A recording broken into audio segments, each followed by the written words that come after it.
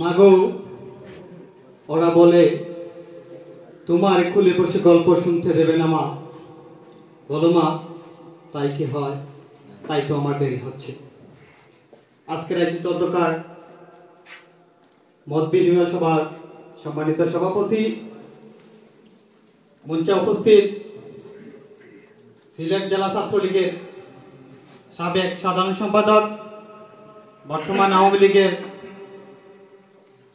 যুগ্ম সাধারণ সম্পাদক জনাব অ্যাডভোকেট নাসিরউদ্দিন খান, মঞ্চে উপস্থিত যুক্তরাজ্য আওয়ামী লীগ, যুবলীগ, ছাত্রলীগের কান্ডারি জননেতা আনোয়ারুজ্জামান চৌধুরী সহ মঞ্চে উপস্থিত নেতৃবৃন্দ, আমার সামনের সারির নেতৃবৃন্দ, ছাত্রলীগ, যুবলীগ তথা আজকের এই অনুষ্ঠানে উপস্থিত সম্মানিত সবাইকে আমার পক্ষ থেকে, লন্ডন মহানগর ছাত্রলীগের পক্ষ থেকে সংগ্রামী সালাম এবং আমার ব্যক্তিগত পক্ষ থেকে অভিবাদন। আজকের এই দিনে আমি আমার অন্তর থেকে দু একটা কথা বলতে চাই। বর্তমান সরকার,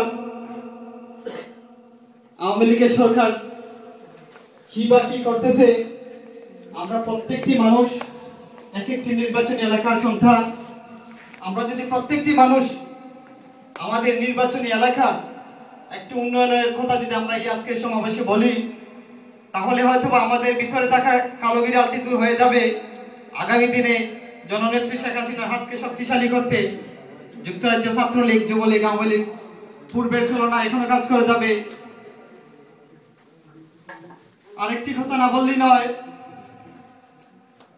আমি জানি না কথাটা কতটুকু সত্য। আমি সবসময় বলে আসি, ছাত্রলীগের জন্মানো হলে 52 ভাষা আন্দোলন সফল হতো না, 71 মুক্তিযুদ্ধ সফল হতো না, বিভিন্ন গণতান্ত্রিক আন্দোলন সফল হতো না।